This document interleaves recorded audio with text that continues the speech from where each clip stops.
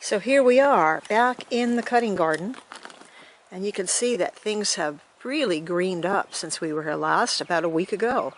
And that's because a lot of these perennials that were here previously are coming back. Some of these perennials were actually planted last August, and they're starting to show themselves. There are also a lot of germinating seeds in here, which would be primroses, poppies, larkspur, and something else I can't remember. I have it written down somewhere. Also, you see a lot of these little violets here.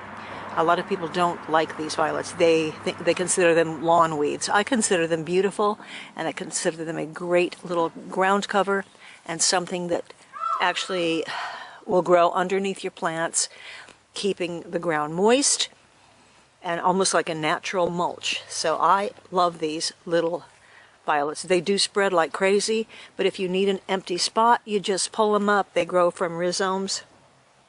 They come up quite easily because they grow in little mounds. They have these beautiful purple flowers, so I don't mind these growing here at all. So right now we are in the shady side of the cutting garden, and we're going to put in some shade perennials, and they're going to be roots. They're going to be astilbe roots, which is this lovely flower right here.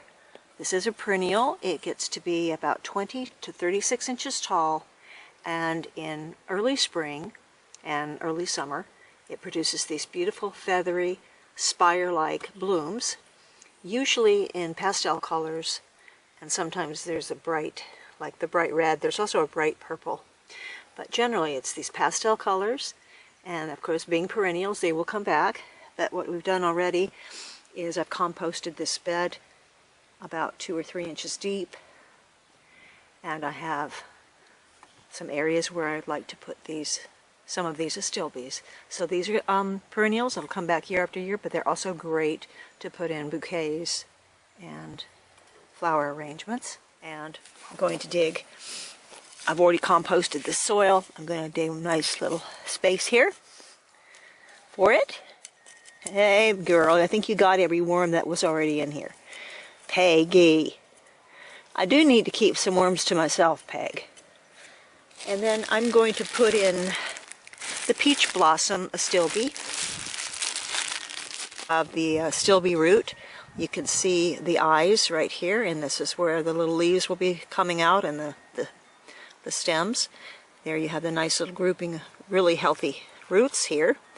And I'm just simply going to put it in this hole that I've dug and cover it up with this good soil, and it'll be about 1 inch under the earth. I'm going to use my root slayer here, which is my new favorite trowel. I don't think I'll ever go back to a normal trowel again, because this thing is just great. Amazon, it wasn't cheap. It was about, I don't know, $17, but my goodness, it is great. It is absolutely great. So there's my nice little hole. I'm going to put in a little extra compost there. I'm going to nestle it in to its nice little bed. And then I'm going to cover it about 1 inch. Another perennial you'll want to include in your cottage garden will be roses. It doesn't matter whether they're climbing roses, dwarf roses, ground roses, long stem roses, just any kind of rose. Looks beautiful always in a cutting garden, and any other garden, of course. And don't think that growing roses is a difficult thing. Take it from me, an amateur gardener, that if I can grow roses, anybody can. I say that because I am not a professional gardener by any means. I've just had a lot of practice, but I'm an amateur gardener. And I have about 25 roses here on the property, and they're all doing great. And that's just because when I first put them in, I gave them a nice home. That is to say, what's really important is to dig them a beautiful, beautiful hole. You can spend a lot of money on roses, or you can buy roses for less than $10. This is an America climbing rose, and it comes as a bare root. As you can see right here, it's a bare root. You want to shake the soil into your paper here. You don't want to lose that soil. And then I'm going to just soak this rose in water, a pail of water, for about an hour while I go dig the hole. So You don't have to spend a fortune on roses. You can get beautiful roses at all prices. And I've planted this one before, and it's really quite dazzling. So now I'm going to soak it. The most important thing for your rose is that you give it a nice, deep hole, twice as wide and twice as deep as your roots here. This has been soaking and it's ready to go in. So I've dug out this nice deep hole, and I've added compost and rose food to the mixture, and I'm filling it back in, and then I'm going to set my rose in. And I want this knot to be up above the soil line. So that's the way I'm going to put it in, just the way you bought it in a pot or the way you bought it in a bag. You have to have this section here, and I can't remember what that's called. You need to have that up above the soil. It's important to have a really good home for your rose, because this is your rose's home for the rest of its life. So you want a hospitable environment for it, and you should think about this every time you plant a perennial. Your rose, your perennial, can't get up and go somewhere to get a bite to eat. It has to eat everything. It has to get all its nutrition from this one spot. So make it a really great place for your plant to grow and thrive. So here's one of the roses that was put in, that I just put in, and you can see that this is the bud union. I couldn't think of the name of that little knob, but it's the bud union, and you do want that above the soil. This is in the cutting garden. It's a Blue Girl hybrid tea, and it's a fragrant rose. So that is something in particular that you may want to have for a cutting garden, because something that smells good. And this has a spicy fragrance and large blooms. Now keep your roses moist for about 2 weeks after you plant them, and then leave them to nature. When you're planting perennials, try to plant in groups of 3 or more to make a nice grouping of plants. I always do that. And in this case, you may remember that we made these cloches. This was one of the reasons, because we have peonies growing under here. Those were planted, the ones planted from roots. I hope you can see that little guy right there in the middle. Because peonies will grow real tall, floppy, and have floppy flowers. They're going to need some kind of support. So that support is in place right now. It's also there just to protect them from my birds. Also, I did a bunch of teepees. So these teepees are throughout this cutting garden for support for the peonies. Then there's another grouping of 3 more peonies over here, and another grouping of 4 more peonies over here. That's what they look like coming up. So what I do to achieve a certain harmony in all the gardens is I disperse, say, the same plant in 2 or 3 different areas of the same garden. And that just gives you a cohesion. And so here we have several groupings of those peonies, as I said. And then over here we have some foxgloves. They look like little bitty things right now, but they were actually planted last fall. And so this is actually pretty big from where they were. Then here we have a grouping of, now the foxglove are going to be great cutting flowers, but they are biennials, and they are only going to bloom 1 time, and they bloom the 2nd year. Here are a grouping of phloxes, and the phloxes are perennials, wonderful cottage flowers, wonderful cutting flowers. I guess there are about 6 of them here. You can see the cone flowers are coming up here. Now, because I've given my perennials a chance to pop up out of the ground, now I know where they are, and now I know what empty spots I have to put my cutting flower seeds or my little seedlings that have been in those trays. Here we have some little pink Picote Cosmos. They will be actually pink only in the center and white on the outside. They grow 36 to 60 inches tall, so I'm going to want to put them in the back of my cutting garden, probably up against the trellis there, because it's going to be super tall. So I want to think about the height. I want to think about the color combinations in the garden. because although this is a garden that's meant for cutting flowers for bouquets, it's not just that. I will be leaving almost everything in the garden, and very little of it will actually be brought into the house.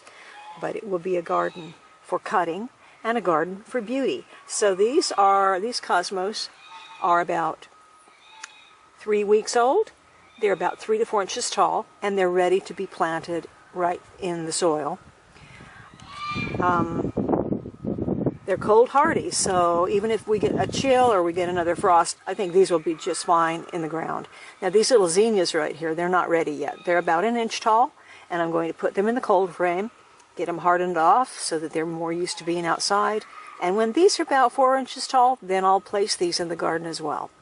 So because I planted these in the house, I know exactly how many plants I have here. There are about 40 plants here. And now that I am sure that I'm going to have 40 plants, I can determine where to put them. And I can split them apart, maybe 20 of these in one section, 20 in another section on the other side of this same garden. Here we have some little sweet peas. They're going to be growing up these teepees.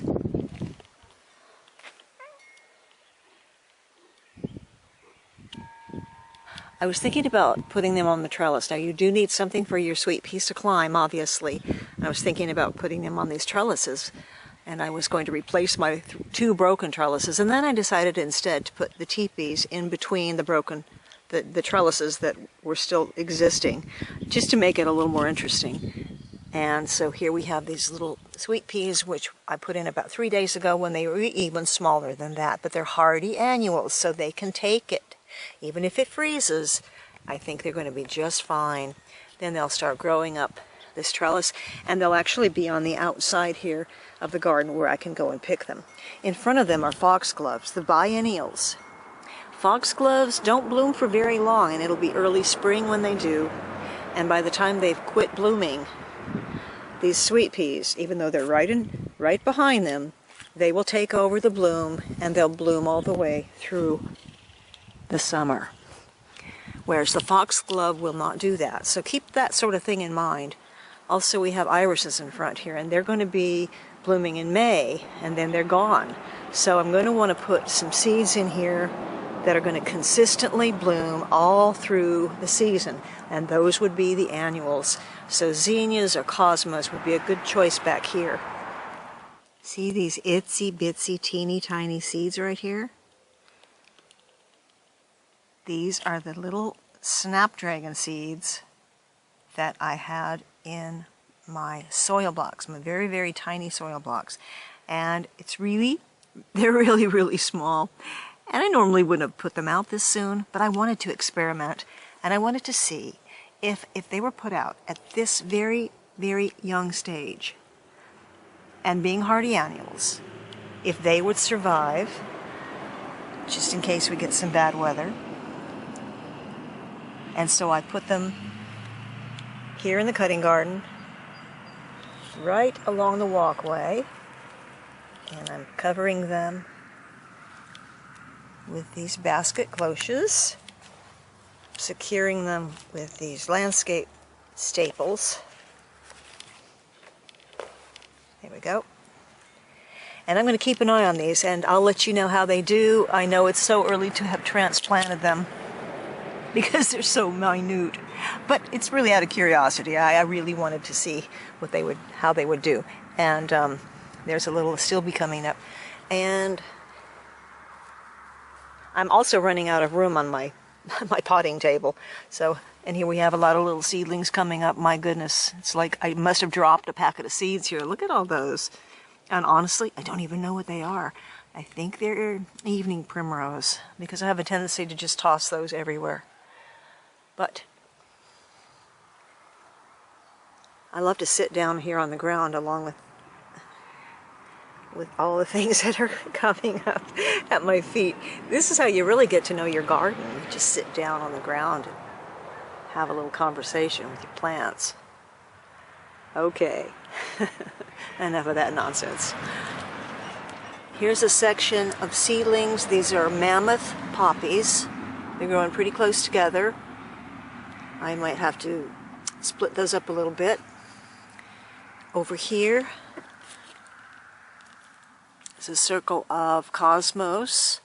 Now those are plants from last year. I sprinkled that seed last year, and that's the plant. And then in front of those, I put some of the transplanted seedlings, and they're doing just fine. Here's a little one right here. But somebody didn't survive, and I'm glad it was only an experiment. I put 4 zinnia seedlings in here. Every one of them is gone. They're gone, they just disappeared. I think some stinky little bug came and ate them. Because, I mean, they're just gone. There's nothing to be seen of them. And I just put them in 2 days ago. So, lesson learned, do not put teeny tiny zinnia seedlings in this early. I'm going to wait on those zinnias until they're, oh my gosh, at least 4 or 5 inches tall. But I'm also going to do zinnia seeds in here because seeds and zinnias do very, very well. Rudbeckia, that's perennial. More irises, daylilies. Now, so you can see how this is a very eclectic grouping of flowers. And of course, that's what you want, because you want to be able to have a lot of blooms to choose from. And in a cottage garden, that's the way things are. In a cottage garden, things are wild and crazy. I call it a medley of harmonious confusion. And here we have that beautiful sedum growing. This will get really, really, really, really tall. Well, not that tall. Okay, about 2 to 3 feet tall. And here are the garden cloches with the little peony roots that we'll put in. So, this just gives you an idea of the way you can do the layout in a cottage garden, but this is kind of a crazy layout here. It's not even a layout at all. I'm just doing it as I go, so I'm sort of ad-libbing it.